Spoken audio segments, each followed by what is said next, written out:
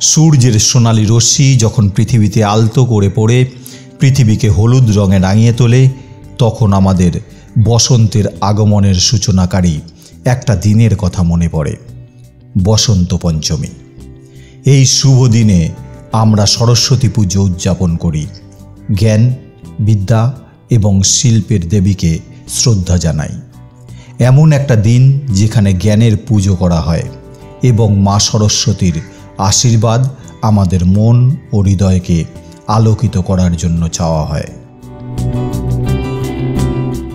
প্রতিটা ঘরে, প্রতিটা স্কুলে, প্রতিটা হৃদয়ে আমরা মা সরস্বতীর পবিত্র মূর্তি দেখতে পাই, যা সাদা পোশাকে সজ্জিত, পবিত্রতা এবং প্রশান্তিকে মূর্ত করে।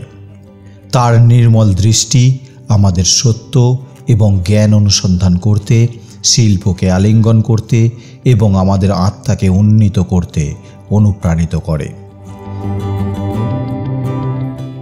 2রা ফেব্রুয়ারি 2025 এমন একটা দিন যখন প্রাচীন জ্ঞানের প্রতিধ্বনি বর্তমানের প্রাণবন্ত আকাঙ্ক্ষার সাথে মিশে যাবে। এমন একটা দিন যখন শিক্ষার দেবী সরস্বতী আমাদের ধরায় অবতীর্ণ হবেন। প্রতিটা মন এবং হৃদয়কে জ্ঞান এবং সৃজনশীলতার আলো দিয়ে আশীর্বাদ করবেন।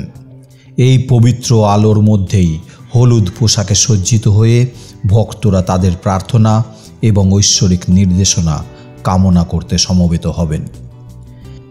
যখন শঙ্খ বাজে এবং বাতাস সরস্বতী বন্দনার সুরেলা মন্ত্রে ভরে ওঠে, তখন আমাদের মনে করিয়ে দেওয়া হয় যে জ্ঞান কেবল একটা পথ নয়, বরং একটা উদ্দেশ্য।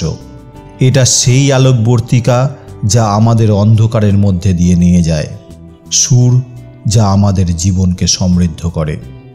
আসুন আমরা এই বসন্ত পঞ্চমীতে একত্রিত হই, ভক্তিতে ভরা হৃদয় এবং শেখার জন্য আগ্রহী মন নিয়ে জ্ঞানের চিরন্তন চেতনা উদযাপন করি। মা সরস্বতী আমাদের সকলকে জ্ঞান, শান্তি এবং সৃজনশীলতা দিয়ে আশীর্বাদ করুন, আমাদের একটা উজ্জ্বল আগামীর দিকে পরিচালিত করুন।